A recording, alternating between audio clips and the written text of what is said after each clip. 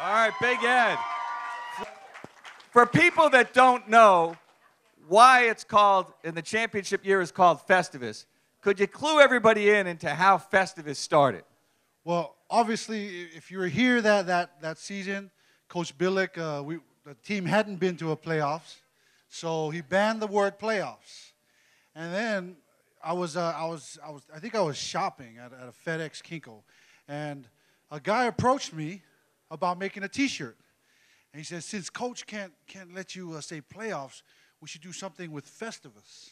Like that, and I didn't know. I mean, I knew the episode, but I didn't know how much it was going to take off. So he said, "Okay, well, let's just try it. We'll do Happy Festivus, and put a football with lights on it, and say that's our playoff name. You know, we're not going to go to playoffs. We're going to go to Festivus, playing football during the holidays." So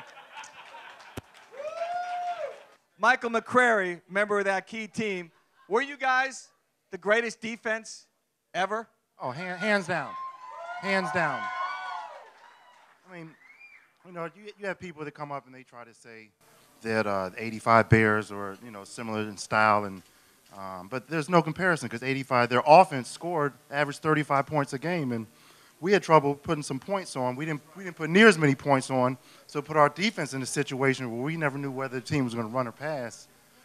So trust me, being in that situation, it's a lot tougher to play under those circumstances than having a team down and forcing them to pass the ball and going after the quarterback. Now, Michael was the first member of the Ravens Super Bowl team to be inducted into the Ravens Ring of Honor, a two-time Pro Bowler, got after the quarterback with an incredible tenacity. Can you tell the folks out here what it was like as a player to get a quarterback in the NFL? What's that feeling like? Hey, that's an incredible feeling. That's a feeling I missed today. It's like you have absolute focus trying to obtain one goal, one objective, and you've got all these individuals trying to stop you from getting to that objective. And when you finally reach that objective and you're on top of that quarterback, it's everything just goes quiet.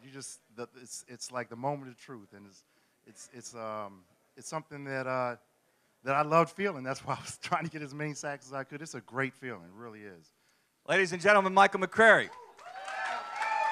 Let's bring up the missile, Qadry Ismail. Qadry was a member of that Super Bowl team, obviously, had 5 touchdowns during the year. No, it was a great year. And again, everyone wants to harp on the defense, but all I know is from an offensive standpoint, it was awesome. One of the key points, when we changed quarterbacks from Tony Banks over to Trent Dilfer, we're playing in Tennessee. Now, Tennessee was undefeated at home, and we go ahead and we were the only team to beat them. We go ahead and make another appearance in the playoffs. So now all of a sudden I'm sitting there, and the play was called. Okay, great, that's all well and good. Well, when we get into the huddle, literally, if Steve, although he doesn't look like him, but he'll be Trent Dilfer, as he's calling the place was so intensely loud, I'm like literally in the huddle like, what the hell is he saying? I get to the line of scrimmage. We had 2 plays called. One was a pass, one was a run. I'm sitting at the line of scrimmage, and I'm looking at the defense, and I'm like, okay, Trent, I don't know where you're calling. I can't hear a thing. All I know is you better not throw the football to me because I don't know. Thank God we went out there. We won the game. It was awesome. It was a great year. Loved it. Let's bring up Mike Flynn. Mike, what was it like to be a part of that? Take us in the huddle, if you will. You guys made a change at quarterback in the middle of the year, went to Trent Dilfer, went on an incredible winning streak when you guys were 5-4. What was it like to be on that offense? You know, it was kind of offense in transition. We had a guy, Tony Banks. Brian obviously liked to throw the football. We didn't have, that wasn't going to be our stock. We had such a good defense. You know, we looked in the huddle and we realized what we had. You know, we had Priest Holmes, we had Jamal Lewis, you know, probably 2 of the best running backs played in the last 15 years. We had Ben Coates and Shannon Sharp, 2 Hall of Fame tight ends. So we knew, you know, what our game was, running the football, kind of hit things down the seam. But Trent brought a veteran personality, a guy who came in. For me, I was a young guy. Edwin was a young guy. Jonathan, obviously, he was an established player, but he's still a young guy. He brought that credibility, that leadership into the huddle, and we kind of just grabbed onto him and followed him. Mike Flynn, a member of that Ravens Super Bowl team. Another member of the Ravens, a member of the offensive line that year, Spencer Folau. Spencer, you were on that team, and you started on the offensive line on that team. That was a team, as we've kind of alluded to, that struggled offensively, but great. I remember covering that team, and the camaraderie of that team was something really special. You played in the NFL for a long time. What about that camaraderie? It was like no other. It felt like a college locker room.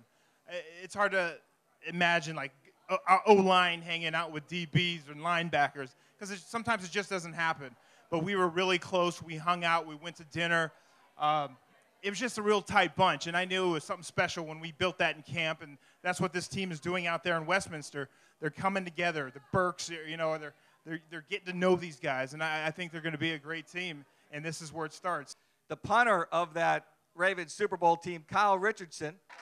It's not too often that people will talk about the punter as a weapon on the offense, but everybody knows the lore of this team.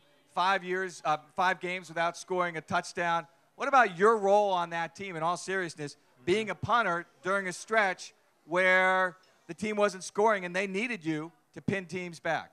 No, you're right, because it was a dynamic of the team that year. In particular, defense was so good, and the offense was productive, but we needed some help in the field position. And Jermaine Lewis was a key asset to that, along with Stover and myself. But during that season, and right at the beginning, I remember Billick, he called me in. It's only one of the only times I ever talked to him, had much substance of a conversation. And he said, look, we're going to be in a field position kind of battle, and it's really important for you to work on, pinning the guys inside the 20.